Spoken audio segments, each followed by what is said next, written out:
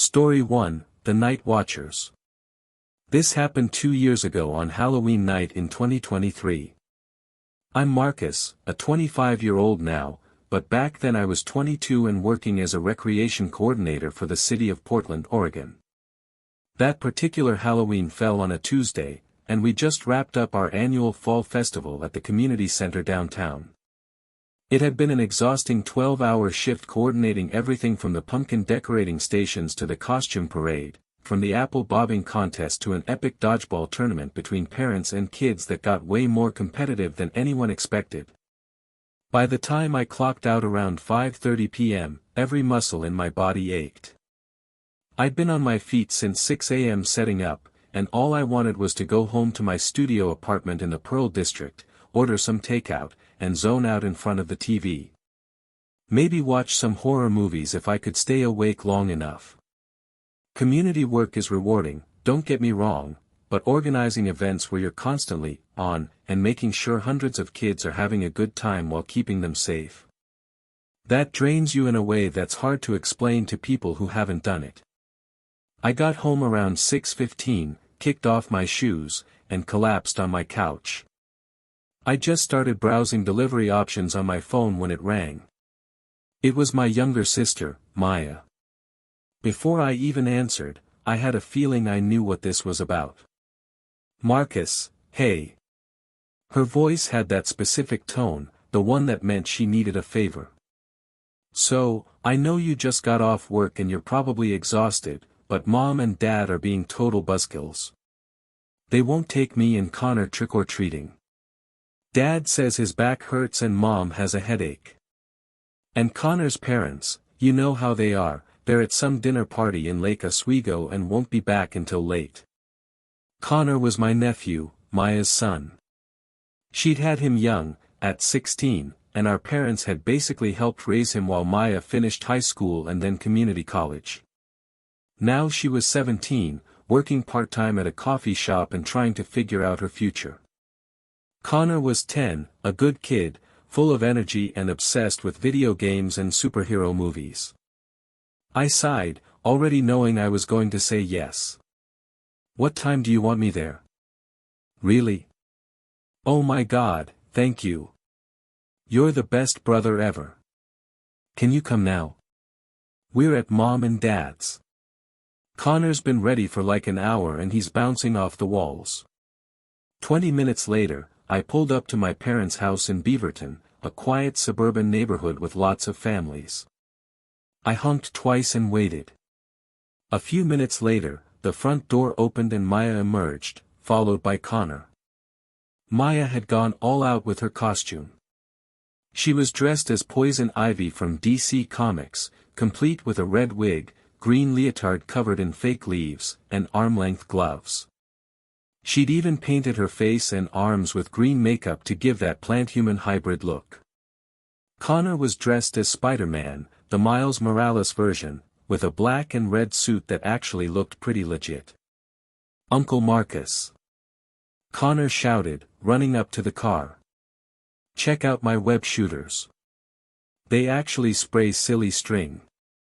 "That's awesome, buddy," I said, genuinely impressed. "But maybe don't spray that in my car, okay?" Maya climbed into the passenger seat, carefully adjusting her wig. "Thanks again for doing this. I know you're tired." "It's cool," I said, pulling away from the curb. "Where do you want to go?" "Somewhere good," Connor said from the back seat. "Somewhere with king-size candy bars." Maya laughed. "Let's go to Overlook.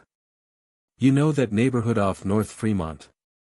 The houses there go crazy for Halloween. Plus, it's super safe, lots of families." I knew the area. It was about a 15-minute drive, a middle-class neighborhood known for decorating extensively for holidays. During Christmas, people would drive from all over Portland just to see the lights. Halloween was similar, every yard transformed into elaborate haunted displays. We arrived around 7 p.m. The streets were packed with families, the sidewalks full of kids in costumes running from house to house. Some homes had fog machines creating an eerie mist, others had animatronic witches and zombies. One house had set up a full graveyard scene in their front yard, complete with tombstones and skeletal hands reaching up from the ground. "This is perfect," Maya said, her eyes wide. "Connor, stay where we can see you, okay?" "I know, Mom," Connor said, already halfway out of the car before I'd fully parked. We spent the next hour and a half making our way through the neighborhood. The weather had cooled down considerably, probably in the low 50s, and I was glad I'd thrown on a hoodie. Every house we stopped at, people complimented Maya and Connor's costumes. Several people took photos. One elderly woman gave Connor not just candy, but also a small toy dinosaur. "I keep these for the polite children," she'd said, and Connor had thanked her about 5 times. Around 8:30, we hit a house where something unusual was happening. Instead of a bowl of candy, an older black man in his 60s was standing at a grill in his driveway, cooking hot dogs and burgers. He had a whole setup, condiments on a folding table, a cooler full of sodas and juice boxes, even bags of chips. "Hot dogs or burgers?" he called out when he saw us approaching. "I got both. And veggie burgers if that's your thing." "Seriously?" Maya asked, surprised. "Every year," the man said, flipping a burger. "I'm Bernard, by the way. Been doing this for 12 years now. Started after my daughter told me about kids who don't get proper meals, you know. Figured Halloween's a good time to give them something with actual nutrition instead of just sugar. You'd be surprised how many kids get excited about a hot dog." "That's really kind," I said, genuinely touched. Connor got a hot dog with ketchup and mustard, Maya got a veggie burger, and I grabbed a regular burger because, honestly, I was starving and it smelled amazing. We sat on Bernard's lawn for a few minutes, eating and chatting. He told us about the neighborhood, how it had changed over the years, how he'd lived in the same house for 40 years and watched generations of kids grow up. "You folks be safe out there," Bernard said as we left. "It's a good neighborhood, but you never know. Always keep your eyes open." At the time, I thought it was just standard advice. Looking back, it feels almost prophetic. We continued trick-or-treating, working our way through the streets. Connor's pillowcase was getting heavy with candy, and he was starting to slow down, his earlier energy fading. Around 9:15, we decided to call it a night. "Last house," Maya announced, pointing to a Victorian-style home with an elaborate witch display in the front yard. Connor nodded, clearly tired but determined to squeeze out every last piece of candy. The house delivered. They gave out full-size Snickers bars and Connor practically skipped back to us, thrilled. "All right, let's head back," I said. "Car's about 10 minutes away." We'd parked on a side street at the edge of the neighborhood because the main streets had been packed when we arrived. As we walked, I noticed the activity level had dropped significantly. Most families had headed home. The streets that had been bustling an hour ago were now mostly empty, just the occasional group of teenagers still roaming around. Houses were turning off their porch lights, signaling they were done for the night. The walk back was quiet. Connor was tired, dragging his feet a bit, focused on looking through his candy haul. Maya was scrolling through her phone, probably posting pictures of their costumes on Instagram or Snapchat. I've always been hyper-aware of my surroundings. It's partly just my personality, but also something I learned from working in community recreation. When you're responsible for large groups of people, especially kids, you develop this constant scanning behavior, always looking for potential problems before they become actual problems. That heightened awareness probably saved our lives that night. We were about halfway back to the car, walking along a residential street lined with older houses and tall trees, when I noticed something that made my skin prickle. Across the street, standing in the front yard of a house with no porch light on, was a figure dressed entirely in black. At first glance, it could have been a decoration. Some houses had mannequins or scarecrows set up as part of their Halloween displays. But this was different. This wasn't positioned like a decoration. It was just standing there, maybe 40 feet away, facing our direction. I slowed my pace slightly, studying the figure more carefully. They were wearing what looked like a long black hooded cloak or robe, the kind you might see in a cheap Grim Reaper costume. But underneath, I could make out black clothing. And their face, if they had one, was completely obscured. Either by shadows or a mask. I couldn't tell. What really unsettled me was the posture. They weren't moving, not even slightly. Just standing there, and it felt like they were watching us. Maya, Connor, I said quietly, keeping my voice calm. I need you both to stay close to me. Don't panic, but there's someone across the street who's giving me weird vibes. What? Maya looked up from her phone, confused. Don't stare, I said quickly. Just glance casually. Across the street, in the yard with no lights. Person in all black. Maya looked, and I saw her expression change immediately. Her face went from confused to concerned. Who is that?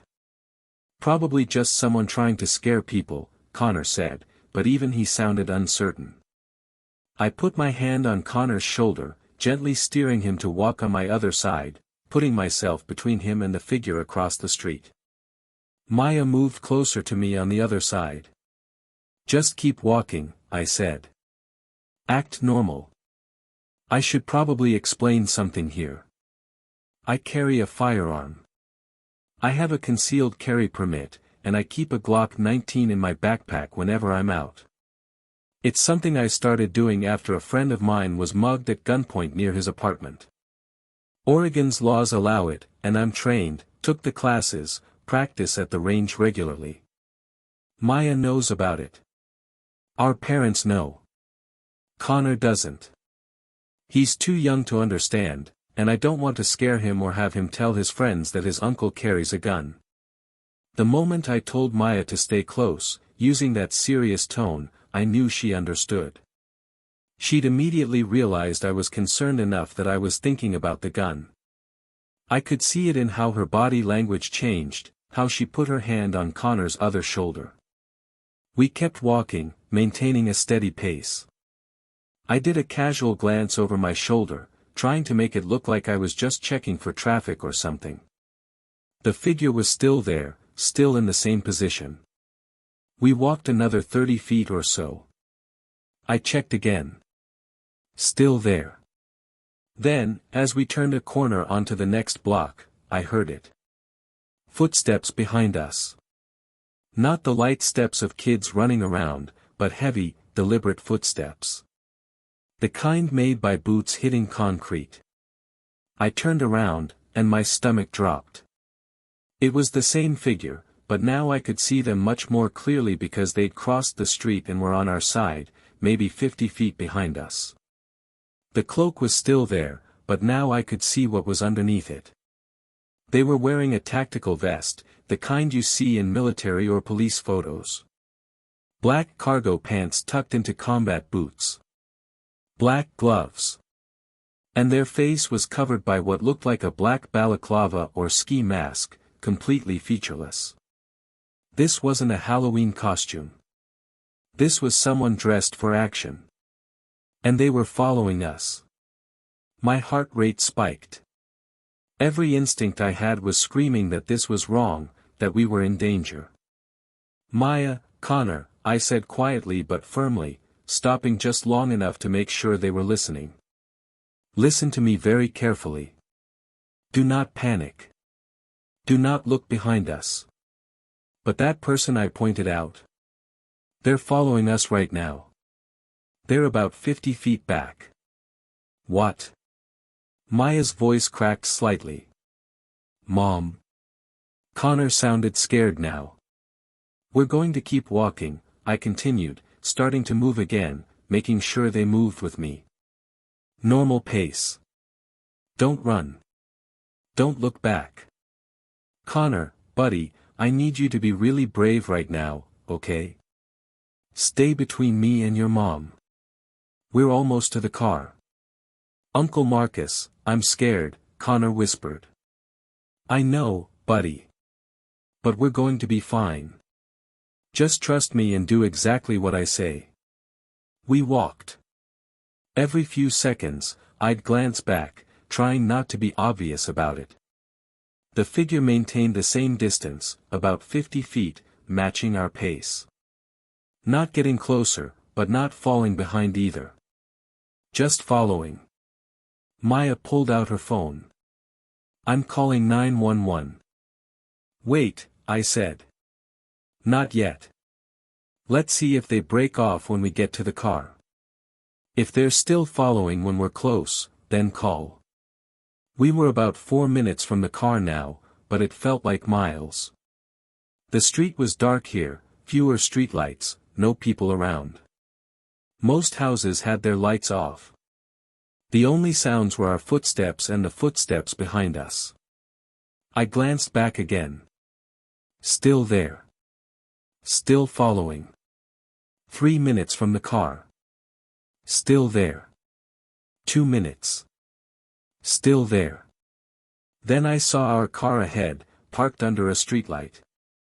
Relief flooded through me, but it was short-lived because the figure was still behind us, and now we were about to be at a standstill while I unlocked the car and got Connor and Maya inside. That's when I made a decision. As we reached the car, I turned around fully to face the person following us. I moved deliberately, getting my backpack off my shoulder and reaching inside, pulling out my Glock. I didn't point it directly at them, not yet, but I held it clearly visible at my side, my finger along the frame, not on the trigger. Stay there, I called out, my voice firm. Don't come any closer. The figure stopped immediately.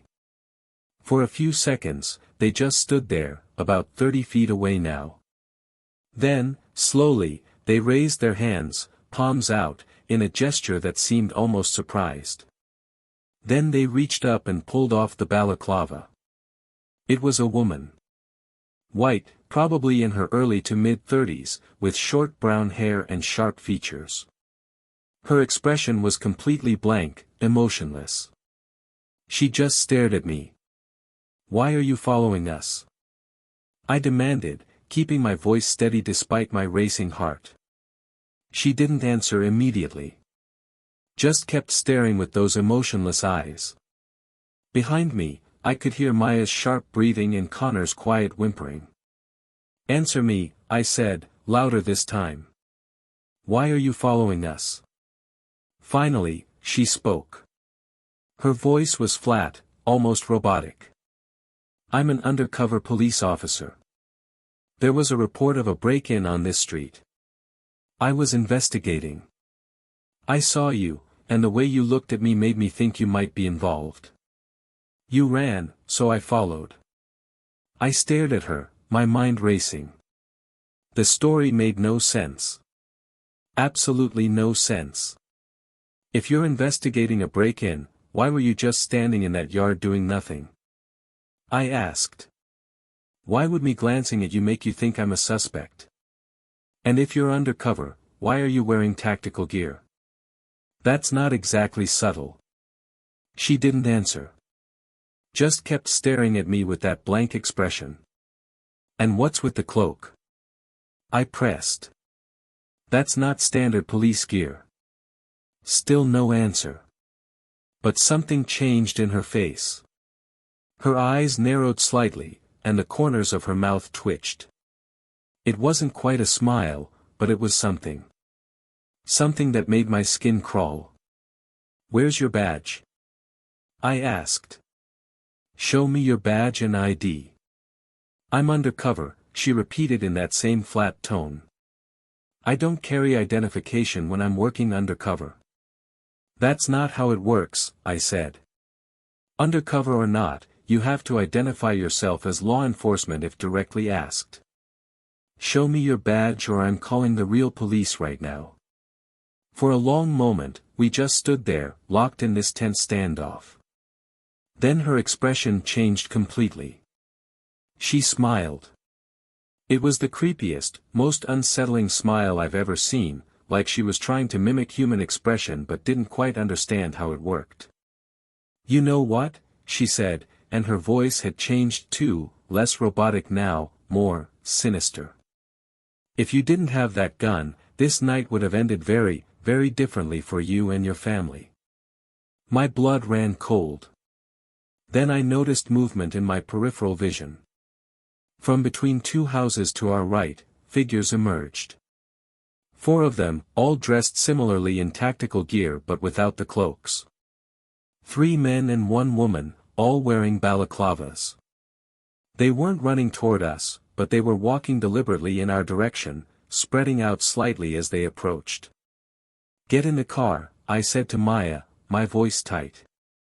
"Now. Get Connor in the car right now." I heard the car door open behind me, heard Connor's scared voice asking what was happening, heard Maya's urgent response. I kept my eyes on the woman and the approaching figures, my gun still held at my side but ready to raise if needed. "Marcus, we're in," Maya said from inside the car. I backed up to the driver's side door, fumbling for my keys with my left hand while keeping my right hand on the gun. The figures had stopped about 20 feet away, just standing there. All of them except the woman had completely blank expressions, dead eyes, like they weren't quite human. I got the car door open, slid into the driver's seat, and immediately locked all the doors. My hands were shaking as I jammed the key into the ignition and started the engine. As I pulled away from the curb, I looked in the rearview mirror. The woman was still standing there, still smiling that horrible smile. The other 4 had moved to stand behind her, all of them watching our car drive away. The drive back to my parents' house was completely silent except for Connor's quiet crying. Maya was staring straight ahead, her face pale, her hands gripping the door handle so tightly her knuckles were white. I kept checking my rearview mirror, half expecting to see a vehicle following us, but the road behind us stayed empty. When we got to my parents' house, I walked Maya and Connor to the door. My mom answered, immediately asking what was wrong when she saw our faces. "We need to talk," I said. I told my parents everything while Maya took Connor upstairs to help him get ready for bed. My dad wanted to call the police immediately. I agreed, but I also knew that without any actual crime committed, there wasn't much they could do. I drove home around 11 p.m., exhausted and shaken. I lived alone, my girlfriend Emily was visiting her parents in Seattle for the weekend. The apartment felt too empty, too quiet. I kept my gun on my nightstand and barely slept, jumping at every sound. For days later, on Friday afternoon, I was at work when I got a text from an unknown number. No words. Just a photo. It was a picture of my car, taken in the parking lot of my apartment building. The angle suggested it had been taken from across the street, maybe from inside another vehicle. The timestamp on the photo was from that morning, around 8 a.m., right after I'd left for work. My hands went cold. They knew where I lived. They had my phone number. They'd been watching me. I immediately called the Portland Police non-emergency line and explained everything. The operator connected me to an officer who took my report. I sent them the photo, described the Halloween night encounter in detail, gave descriptions of all 5 people. The officer was sympathetic but not particularly encouraging. "Without a direct threat, or evidence of stalking over time, there's not much we can investigate," she explained.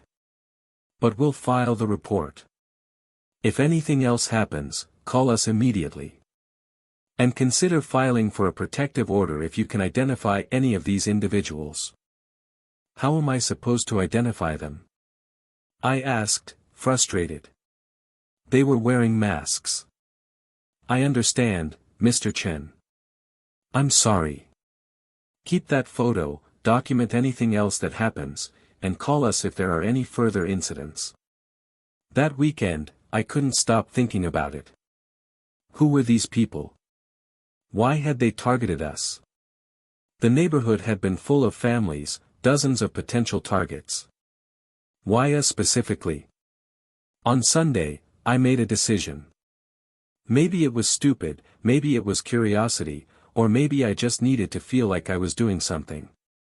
I drove back to that neighborhood in Overlook, found the house where I'd first seen the woman standing in the yard. It was a modest single-story home, blue with white trim, with a neat lawn and a Honda Civic in the driveway. Very normal, very suburban. I knocked on the door.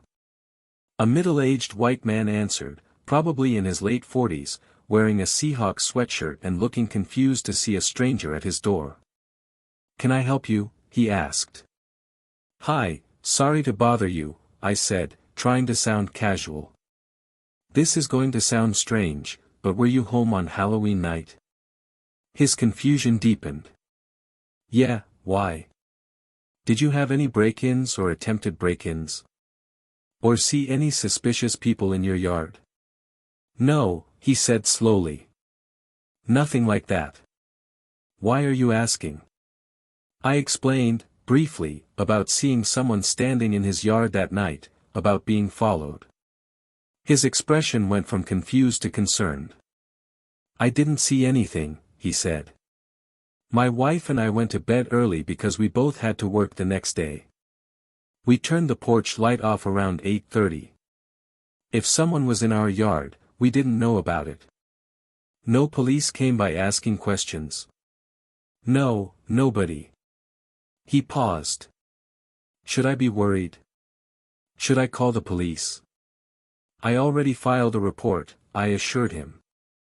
I just wanted to check if the story she told me had any truth to it. Thanks for your time.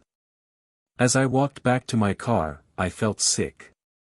The woman's story had been a complete lie. There had been no break-in. She wasn't a cop. The whole thing had been fabricated on the spot, and she'd been calm and convincing enough that I'd almost believed her. The implications were terrifying. These people, whoever they were, had been hunting. That's the only word for it. They'd been looking for targets, and for whatever reason, they'd chosen us. Maybe it was random. Maybe they'd watched multiple families and we seemed like the easiest target, or the most vulnerable. Or maybe there was something specific about us that drew their attention. And my being armed had thrown them off. The woman had essentially admitted as much. If you didn't have that gun, this night would have ended very differently. What would have happened if I hadn't been carrying? Would they have tried to abduct us? Rob us? Something worse? The tactical gear, the coordinated following, the 5 of them working together, it all suggested something organized, something planned. I went home and installed security cameras. 2 outside my apartment door, 1 covering the parking lot. I bought better locks. I started varying my route to and from work, checking my mirrors constantly for vehicles that might be following me. I also started going to therapy. The paranoia was consuming me, affecting my work, my sleep, my relationship with Emily. My therapist helped me process the trauma, helped me understand that while being vigilant was good, I couldn't let fear control my life. Weeks passed. Then months. The security cameras never caught anything suspicious. I never received another text from that unknown number. Slowly, gradually, the acute fear faded into a dull background anxiety. But I never forgot. And I never let my guard down completely. It's been 2 years now. I'm still in Portland, though I moved to a different apartment, one in a busier area with better security. Emily and I got married last year. Maya is 19 now, working full-time and doing online college classes. Connor is 12, growing up fast. We don't talk about that Halloween night very often, but sometimes, usually around this time of year, one of us will bring it up. Maya still gets nervous around strangers. Connor, who's old enough now to fully understand what happened, has become hyper-aware of his surroundings, just like me. I still carry my Glock. I probably always will. Because that night taught me something that I can never unlearn: sometimes monsters are real, and they don't wait for you to be ready. Story 2, The Stranger in the Darkness. My name is Tyler, and this happened when I was 12 years old, back in October of 2015. I'm 21 now, but I still think about that night more often than I'd like to admit. Sometimes I'll be driving at night and see someone standing alone in the dark, and my heart will start racing, and I'm right back there, 12 years old and terrified. It was Halloween weekend, and my family was staying at a small family resort called Pinewood Springs, about an hour and a half outside Milwaukee, Wisconsin. My parents had found it online while looking for something different to do for Halloween that year. We lived in the suburbs, and every year we just walk around our neighborhood trick-or-treating, which was fun but kind of repetitive. My mom had seen that Pinewood Springs was doing a Halloween celebration weekend with activities, games, and a haunted hayride, and she thought it would be a fun mini vacation for our family. Pinewood Springs wasn't a big place.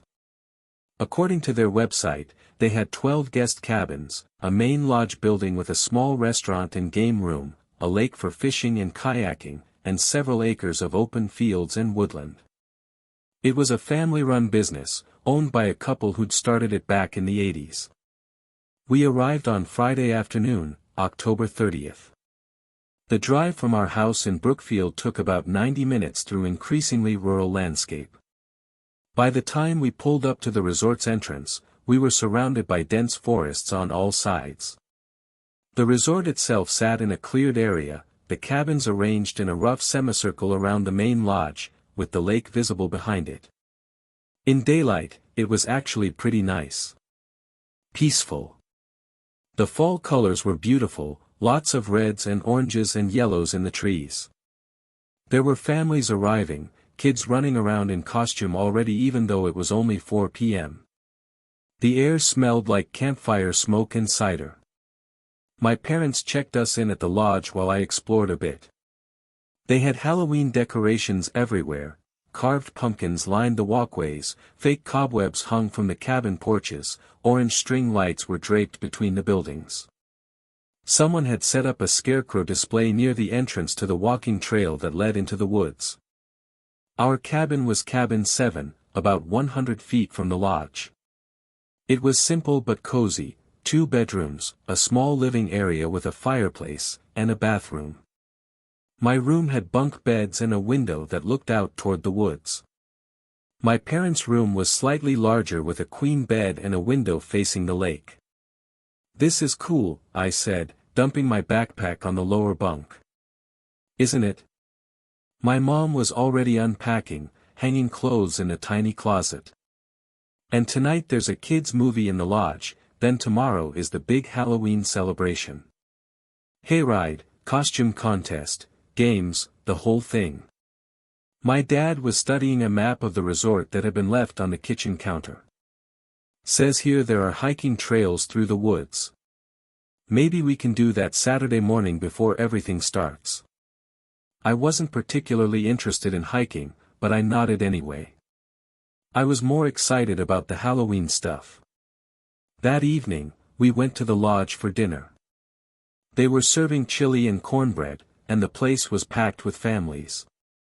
I counted maybe 40 or 50 people total, mostly parents with kids around my age or younger. The staff was friendly, the food was good, and the atmosphere was festive. After dinner, they showed Hocus Pocus on a big screen in the game room. I'd seen it before, but it was still fun. Some of the younger kids got scared during certain parts and had to leave with their parents, but most of us stayed for the whole thing. We went back to our cabin around 10 p.m. I fell asleep pretty quickly, tired from the drive and the excitement. Saturday morning, my dad insisted on that hike. We hit the trail around 9 a.m. It was a nice morning, cool but sunny, and the trail was well maintained and clearly marked. We walked for about an hour, saw some deer, and made it back to the cabin by 10:30. The Halloween celebration was starting at 2 p.m., so we had lunch in the lodge and then joined the growing crowd outside.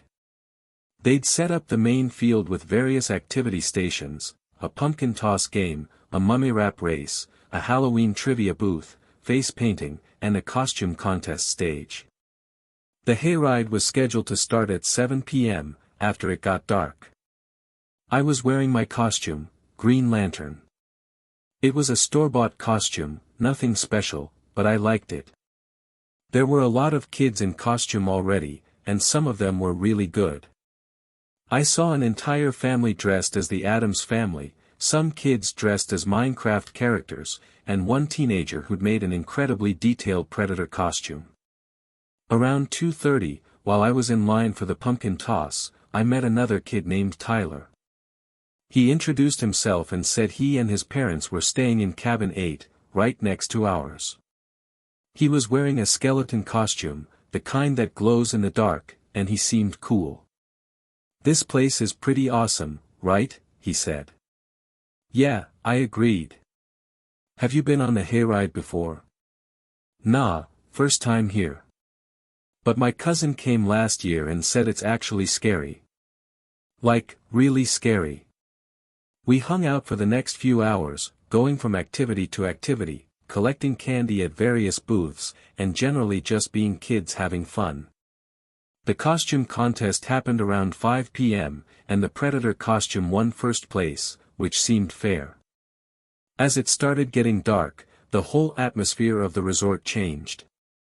The decorations that had seemed fun and festive in daylight became creepier. The woods, which had been just trees in the sunshine, became this dark, impenetrable wall surrounding us. The shadows got longer, the temperature dropped, and suddenly Pinewood Springs felt a lot more isolated than it had during the day. The hayride started boarding around 7:15. They'd brought a tractor out to the main field, attached to a large flatbed wagon filled with hay bales arranged as seats.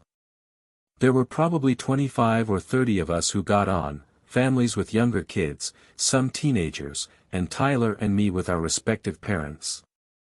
The driver was a staff member dressed in a scarecrow costume, complete with a burlap sack mask. As everyone got settled, another staff member explained the rules: stay seated, keep your hands inside the wagon, don't jump off or try to scare the actors. The route would take us through the woods on a trail they'd set up specifically for the hayride, and we'd encounter various Halloween characters along the way. The tractor started up with a loud rumble, and we began moving slowly across the field toward the tree line. As we entered the woods, the temperature seemed to drop another 10 degrees. They'd set up tiki torches along the trail to provide light, creating flickering shadows that danced across the trees. The scares started almost immediately. A zombie stumbled out from behind a tree, reaching toward the wagon with outstretched arms. Kids screamed and laughed. Further along, a witch cackled from a hidden speaker while a figure in a witch costume stirred a fake cauldron. A werewolf jumped out, making everyone shriek. It was all pretty standard Halloween haunted attraction stuff, but it was effective.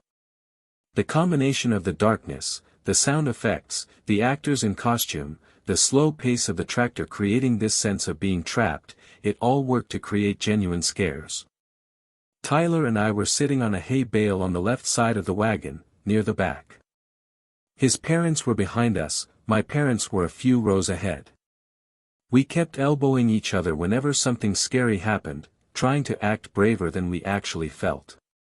About halfway through the ride, we came to a section of the trail that seemed darker than the rest. The torches were spaced further apart here, and the trees were denser, their branches forming a kind of canopy overhead that blocked out what little moonlight there was. The tractor slowed down even more, almost to a crawl. I assumed this was intentional, that they were building suspense for a big scare. I was looking toward the right side of the wagon, watching for whatever was about to jump out, when Tyler nudged me hard. "Dude, look," he whispered, pointing toward the left side. I turned to look. At first, I didn't see what he was pointing at. The woods were dark, the torch light only penetrating maybe 15 or 20 feet. Then I saw him. Standing just beyond the reach of the torchlight, maybe 25 feet from the wagon, was a man. He wasn't moving, wasn't part of any obvious scene or display. He was just standing there, facing our direction. He wasn't dressed like the other actors. They were all in obvious costumes, zombies, witches, werewolves, classic Halloween characters. This man was wearing normal clothes. Dark jeans, a dark jacket, and a baseball cap pulled low over his face. His hands were in his jacket pockets. Is he supposed to be there? I whispered to Tyler. I don't know, Tyler whispered back. I watched the man as the wagon slowly moved forward. He didn't move, didn't jump out to scare us, didn't make any sound. He just stood there. As we got closer, I tried to see his face, but between the darkness and the shadow cast by his cap, I couldn't make out any features. Then, as we passed directly beside where he was standing, I felt it. His eyes on me. I couldn't see them clearly, but I could feel his gaze locked onto me specifically. Not the whole wagon, not Tyler, not the other passengers. Me. A chill ran down my spine that had nothing to do with the cold air. The wagon kept moving, pulling past him. I turned to look back over my shoulder, and he was still there, still in the exact same position, still facing our direction. Or maybe facing my direction specifically. That was weird, Tyler said quietly. Yeah, I agreed, my heart beating faster than it should have been. The rest of the hayride continued. More actors jumped out, more screams and laughter from the passengers. But I was distracted now, only half paying attention to the show.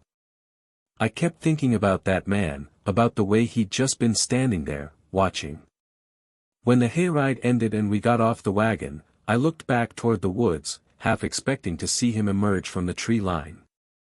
But there was nothing, just darkness between the trees. What's wrong? My mom asked, noticing my expression. Nothing, I said automatically. Then, there was this guy on the hayride. Just standing in the woods. He wasn't dressed like the other actors. Probably a staff member taking a break, my dad said. Or maybe he was playing a different kind of character. You know, the creepy guy who just stares instead of jumping out. It made sense. I wanted to believe it. But something about it felt off in a way I couldn't quite explain. We went back to the lodge area where they'd set up a bonfire and more activities. There was hot chocolate and cider, marshmallows for roasting, and music playing from outdoor speakers. The crowd was larger now, lots of families mingling and talking while their kids ran around hyped up on sugar and excitement. Tyler and I grabbed hot chocolate and stood near the bonfire, watching the flames and talking about the hayride, comparing which scares we thought were the best. My earlier uneasiness was fading, replaced by the warmth of the fire and the general atmosphere of fun. Around 9 p.m., I excused myself to use the bathroom. The lodge restrooms were crowded, so I walked around the side of the building where there were usually some portable toilets set up for events.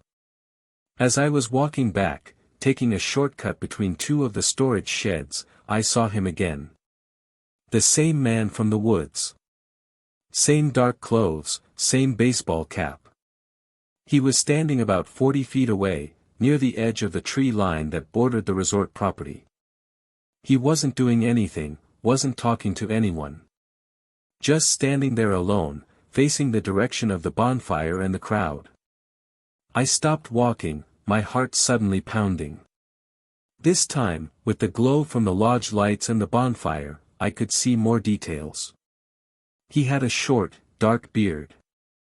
The cap looked like it might have had a logo on it, maybe a sports team, but I couldn't make it out from this distance. His jacket was black or maybe dark blue. And he was looking directly at me. I was sure of it this time. For several seconds, we just stared at each other across the dark grass. Then I turned and quickly walked back toward the bonfire, toward the crowd, toward people and light and safety. When I reached Tyler, I grabbed his arm. "He's here." "Who?" "That guy from the hayride. The one I told you about. He's here, by the trees." I pointed in the direction I'd come from. Tyler looked. "I don't see anyone." I looked too. The spot where the man had been standing was empty. He was just there. "I swear." Tyler studied me for a moment. "Maybe it was someone's dad. Lots of parents are standing around." He wasn't with anyone. He was just standing there by himself, watching. "Watching what?" "The crowd." "Me?" "I don't know." I felt stupid now, like I was overreacting. But I couldn't shake the feeling that something was wrong. "Look," Tyler said, trying to be helpful, "there's like 100 people here. If that guy was weird or dangerous or whatever, someone would notice. The staff would do something. Plus, he's probably just another guest who likes standing by himself. Some people are weird like that." He had a point. I tried to let it go, tried to focus on having fun. But for the rest of the night, I kept scanning the crowd, looking for that dark jacket and baseball cap, half expecting to see him watching from somewhere. Around 10:30, the crowd started thinning out. Families with younger kids were heading back to their cabins. My parents were talking with Tyler's parents near the bonfire, not in any hurry to leave. Tyler and I were sitting on a bench, both of us tired but not quite ready to call it a night. "Want to walk around a bit?" Tyler asked. "Check out the trail behind the cabins. It's got lights and everything." The trail he was talking about was a paved walking path that looped around the resort property. During the day, people used it for jogging or just walking for exercise. At night, it was lit by small solar-powered lights set into the ground along the edges, giving just enough illumination to see the path. Part of me wanted to say no, wanted to stay near the bonfire and the people. But part of me also didn't want to look scared, didn't want Tyler to think I was a baby who couldn't handle a simple walk. "Sure," I said. "Let me tell my parents." We walked over to where our parents were standing. "Can Tyler and I walk around the trail for a bit?" I asked. My mom looked hesitant. "It's pretty dark." "There are lights on the path," I said. "And we'll stay together. We won't go far." My dad looked at Tyler's parents, who shrugged. "Fine," my dad said. "But take your phone. Call if anything happens. And be back in 20 minutes. We're going to head to the cabin soon." "Same for you," Tyler's dad said, handing Tyler a small flashlight. 20 minutes, then come to the cabin." We took off, feeling a sense of freedom and adventure. The air had gotten really cold now, probably in the low 40s, and our breath came out in visible puffs. The path behind the cabins was lit as promised, but the lights were dim, more like markers than actual illumination. Beyond the path on both sides was just darkness where the woods began. We walked and talked about school, about video games, about which Halloween candy was the best. Just normal kid stuff. The sounds from the bonfire area faded behind us as we got further from the lodge. The path curved into the woods slightly, following what must have been a natural trail. We were maybe 200 yards from the cabins now, surrounded by trees on both sides, with just the dim path lights and Tyler's flashlight providing any visibility. That's when Tyler stopped walking abruptly, holding up his hand for me to stop too. "Did you hear that?" he whispered. I listened. At first, just the normal sounds of night in the woods, wind in the trees, some distant insect sounds even though it was October. Then I heard it too. Footsteps. Heavy footsteps, like boots on the paved path. Coming from behind us, from the direction we'd come from. We both turned around. The path behind us was empty, but the footsteps continued. Slow, deliberate steps, getting closer. Probably someone else walking, Tyler said, but his voice wavered slightly. The footsteps stopped suddenly. We stood there, straining to see in the darkness beyond our little circle of light. "Hello?" Tyler called out, shining his flashlight back down the path. No response. No movement. Just silence now. "This is creepy," I said. "Let's head back." "Yeah, okay." We turned around to continue back toward the cabins, walking faster now. We'd only gone maybe 10 feet when the footsteps started again. Faster this time. Louder. Someone was behind us, and they were getting closer. Tyler and I looked at each other, both our eyes wide with sudden fear. Without discussing it, we both started jogging. The footsteps behind us immediately got faster too, now at a running pace. Someone was chasing us. "Run!" I yelled, and we both broke into a full sprint. The path ahead curved to the left, and I could see in the distance the lights from the resort. We were maybe 100 yards away. Behind us, the footsteps were pounding hard, heavy boots hitting the pavement. I didn't dare look back. I just ran as fast as I could, my heart hammering in my chest, my breath coming in gasps. Next to me, Tyler was running just as hard, his flashlight beam bouncing wildly. Then I heard a voice behind us. A man's voice, calm despite the running. "Hey, boys. Wait up. I just want to talk." That made it so much worse. A normal person, a parent or a staff member, would have identified themselves, would have said, "It's okay," or "Don't worry." This was deliberate, predatory. We kept running. The path straightened out and we could see the backs of the cabins ahead. People. Safety. We were almost there.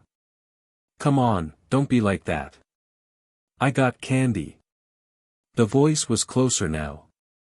He was gaining on us. "Help!" Tyler screamed as we burst out of the tree line into the open area behind the cabins. "Help!"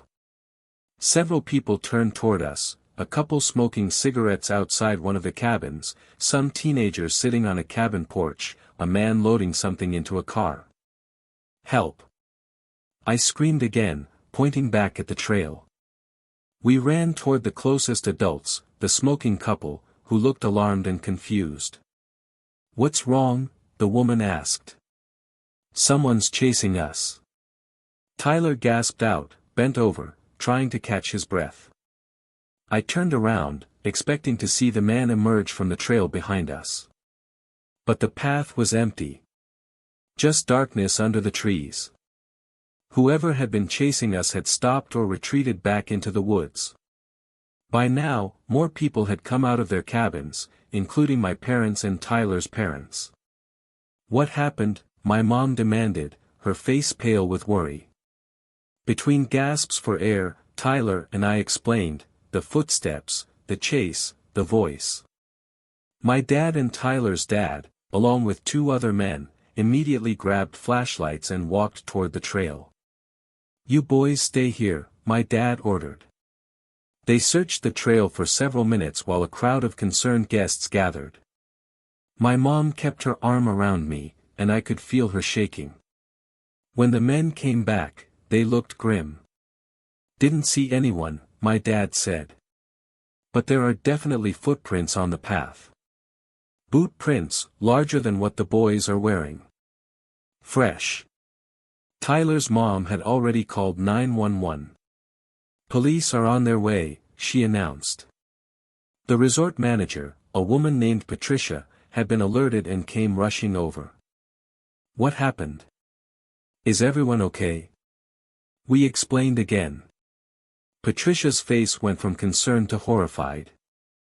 "I'm so sorry. This has never happened before. We'll cooperate fully with the police. In the meantime, please, everyone, stay in your cabins or in the lodge. Don't go walking alone. The police arrived about 30 minutes later. Two officers from the local county sheriff's department. They took statements from Tyler and me separately, asking detailed questions about the voice, the footsteps, exactly where we'd been on the trail. "Did you see the person at all?" one officer asked me. "No," I said. "We just heard the footsteps and the voice. We ran before we could see him." The officers searched the area with their own flashlights and found the boot prints my dad had mentioned.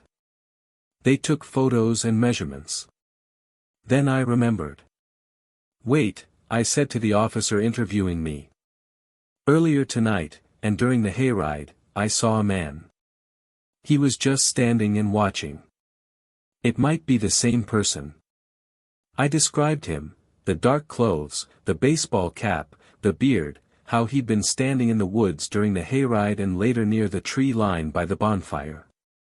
The officers looked at each other with concern. "Can you describe him in more detail?" one asked. I tried. Age was hard to estimate, but I thought maybe 30s or 40s. White. Medium height and build. The jacket was either black or very dark blue. The cap might have had a logo, but I couldn't remember what it was. They asked resort staff if any guest or employee matched that description. A few people fit the general description, but when those individuals were located and questioned, they all had alibis for the time Tyler and I were on the trail. The police ended up staying at the resort for another 2 hours, interviewing other guests, checking the property, even searching some of the deeper woods with flashlights and a police dog they called in. They didn't find anyone. That night, back in our cabin, I couldn't sleep. Every sound outside made me jump. Every shadow through the window looked like a person standing there. My dad had pushed the dresser in front of the cabin door as an extra precaution, and he sat up in the living room with a flashlight and his phone, keeping watch. The next morning, Sunday, the police came back to give us an update. They'd searched extensively but found no trace of anyone who shouldn't have been there. The boot prints on the trail were size 11, fairly common. They'd checked all the vehicles in the resort parking area and found no one hiding or sleeping in any of them. "We take this very seriously," one of the officers told our parents. "We're going to have increased patrols in this area for the next several weeks. We've advised the resort to install additional security cameras and lighting. If the person returns or if anything else happens, call us immediately." My parents decided we were leaving early. We packed up quickly and checked out before noon. As we drove away from Pinewood Springs, I looked back through the rear window at the woods surrounding the resort, half expecting to see him standing there among the trees, watching us leave. The next few weeks were hard. I couldn't sleep well. I'd wake up from nightmares where I was running through those woods and the footsteps behind me never stopped, where the voice kept calling out, getting closer and closer. I became hypervigilant at school, constantly looking over my shoulder, nervous around adult men I didn't know well. My parents took me to see a therapist who specialized in childhood trauma. She helped, gradually. Taught me coping techniques, helped me process what had happened, helped me understand that while what happened was scary and real, I was safe now. Tyler and I stayed in touch through Facebook and then later Instagram. We never went back to Pinewood Springs. Neither did our families. I looked up the resort online a few years later and found it had closed down in 2017, apparently due to financial difficulties, though I wonder if that Halloween weekend played a role. The police never identified the man. They followed up a few times over the next month, asking if we'd seen him again or remembered any additional details, but eventually the case went cold. No other incidents were reported in that area, no one matching his description was arrested for anything similar. Sometimes I wonder who he was and what he wanted. What would have happened if we hadn't run, if we'd let him catch up to us? The officer had told my parents privately, thinking I couldn't hear, that they'd found something else during their search, tire tracks from a vehicle parked on an old logging road that connected to the woods behind the resort, a vehicle that had left sometime during the night. They thought maybe he'd been parked there, waiting and watching for an opportunity. The "candy" line still haunts me. It's such a classic predator tactic, something kids are warned about from an early age. But hearing it in real life, in that moment of genuine fear, was different from any safety video or parent warning. He'd known exactly what he was doing, exactly how to try to lure kids. I'm 21 now, in college, living a normal life. But I still don't like being in wooded areas at night. I still get nervous when I hear footsteps behind me on a dark street. And I've never been trick-or-treating or to any Halloween attractions since that night. Every October, as Halloween approaches, I think about it. I think about Tyler and me, two 12-year-old kids who got lucky. Who ran fast enough, who screamed loud enough, who had enough people nearby to help. And I think about other kids who might not have been so lucky. Story 3, The Visitor. My name is David, and this happened 3 years ago on Halloween night in 2022. I'm 30 now, working as a logistics coordinator for a mid-sized shipping company in Boise, Idaho. It's not exciting work, but it pays well and has good benefits. Back then, I'd only been with the company for about 8 months, so I was still low on the totem pole when it came to things like time-off requests and shift preferences. When Halloween fell on a Monday that year, I'd requested the day off weeks in advance, but it got denied. Too many people had the same idea, and as the newest hire in the department, I got the short end of the stick.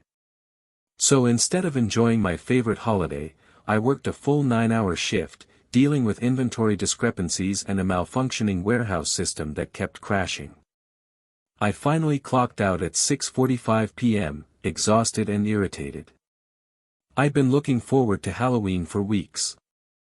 I loved everything about it, the decorations, the spooky movies, the whole aesthetic.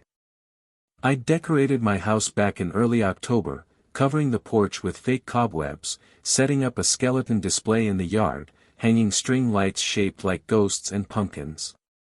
I'd even bought one of those projectors that displays moving Halloween scenes on the front of your house. My girlfriend, Jennifer, was out of town visiting her family in Utah. Her grandfather had been sick, and she'd driven out there the previous Friday to help her mom take care of him. She wasn't due back until Wednesday. So I was home alone, which I didn't mind usually, but on Halloween it felt a bit lonely.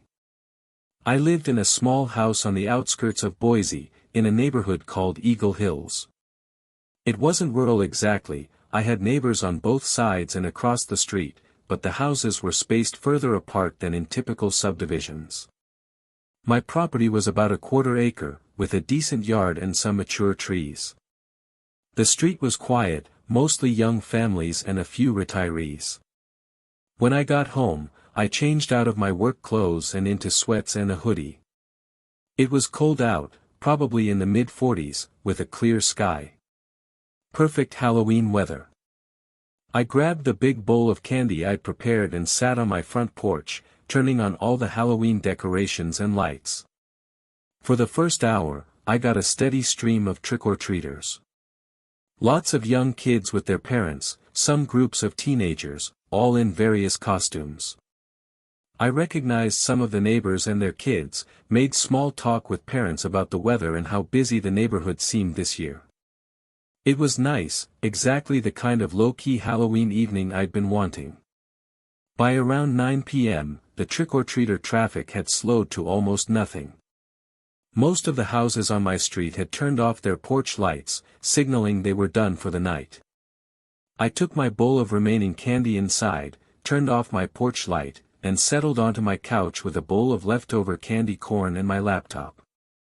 I put on The Conjuring 2 and tried to relax. Around 10:45, I was about halfway through the movie when I heard a knock on my side door. My house has 3 exterior doors, the front door, which opens onto the porch, the back door, which opens onto a small deck, and a side door, which opens from the kitchen directly into the driveway. I almost never use the side door except when taking out trash or bringing in groceries. The knock was quiet, not aggressive, but distinct. 3 quick knocks. I paused the movie and sat up, listening. It was possible someone had knocked on the wrong door, maybe a teenager playing pranks. It happened sometimes on Halloween. I waited, but there was no second knock. After about 30 seconds, I decided to ignore it and went back to my movie. About 15 minutes later, I heard it again. But this time it was coming from the back door. The same pattern, 3 quick knocks. Now I was more alert. The back door faced my backyard and the deck. There was no reason for anyone to be back there, especially not at 11 p.m. If it was kids playing pranks, they would have knocked on the front door or rung the doorbell.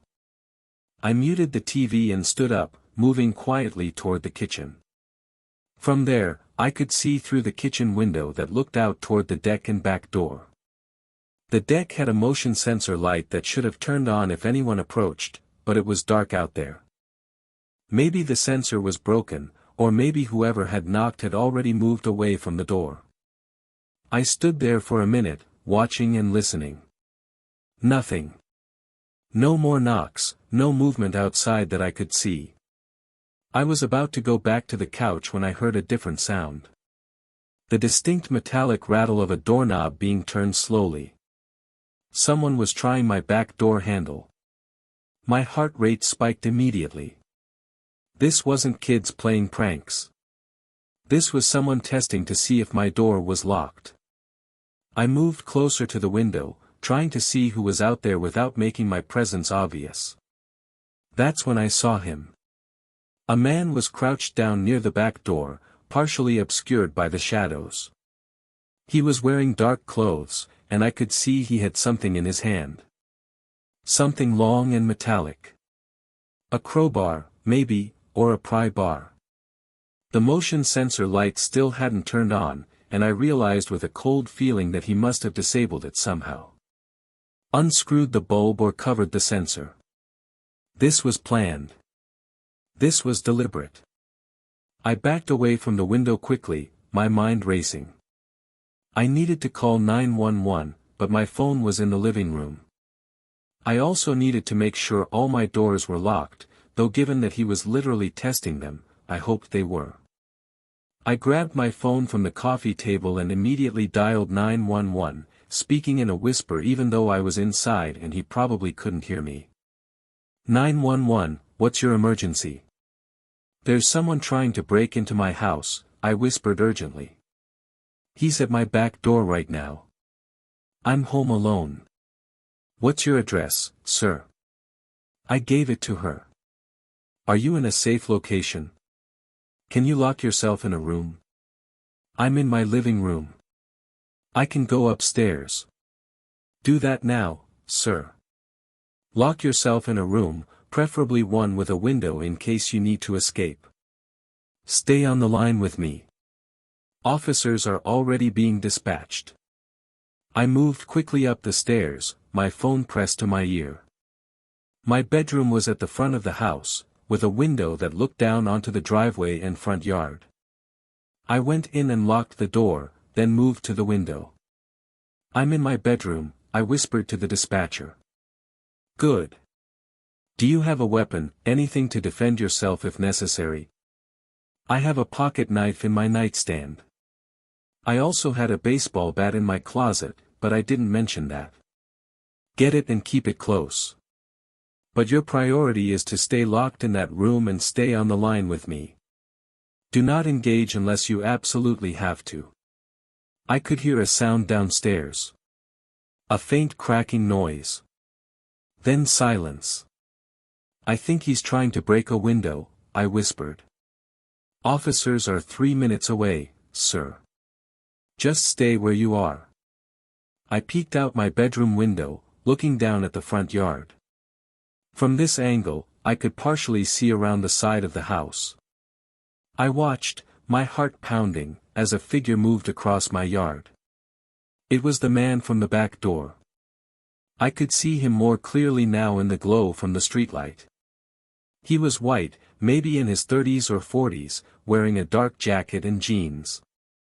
And he had what looked like a cheap Halloween mask pushed up on top of his head, one of those generic scary masks you can buy at party stores. He wasn't hiding anymore. He was walking deliberately around my house, checking doors and windows like he owned the place. Like he knew I was inside and didn't care. "He's circling the house," I told the dispatcher, my voice shaking now. "He knows I'm here." "Stay calm, sir. Officers are almost there. Do not go downstairs." The man stopped at the basement window, which was at ground level on the side of the house. I couldn't see him anymore from my position, but I heard it clearly, the sharp crack of glass breaking. "He's breaking the basement window," I said, panic rising in my voice. "Officers are pulling onto your street now, sir." I could hear sirens in the distance, getting closer. Relief flooded through me, but it was mixed with continued fear. The man was breaking in. Even if police were seconds away, what could happen in those seconds? Then I saw the flashing red and blue lights reflecting off the houses across the street. 2 police cruisers pulled up in front of my house, and officers jumped out with flashlights drawn. "Police! Show yourself," one of them shouted. I heard rapid footsteps outside, running footsteps. Through my window, I saw the man bolt from the side of my house, sprinting across my front yard toward the street. But he didn't make it far. 2 officers tackled him just past my driveway, bringing him down hard onto the pavement. There was a brief struggle, but within seconds they had him in handcuffs. "Sir, the suspect is in custody," the dispatcher said in my ear. "An officer will come to your door shortly. You can come downstairs now, but wait for them to knock." My legs felt weak as I made my way downstairs. I was shaking, adrenaline flooding my system. Through the front window, I could see one officer talking into his radio while another was searching through a backpack the man had been carrying. A third officer came to my front door and knocked, identifying herself as Officer Martinez. I opened the door. "Mr. Chen. I'm Officer Martinez. Are you hurt? Did he get inside?" "No, I'm okay," I managed. "He broke a basement window but I don't think he got in. We'll check that. Stay here for a moment." 2 officers went around to check the basement while Officer Martinez stayed with me, asking questions about what happened, when I first noticed someone outside, what I saw and heard. The other officers came back. "Basement window is broken but there's no sign he entered. Looks like you called just in time. Good call getting upstairs and locking yourself in," Officer Martinez said. "That's exactly what you should do." They brought the man around from the police car so I could look at him through the window.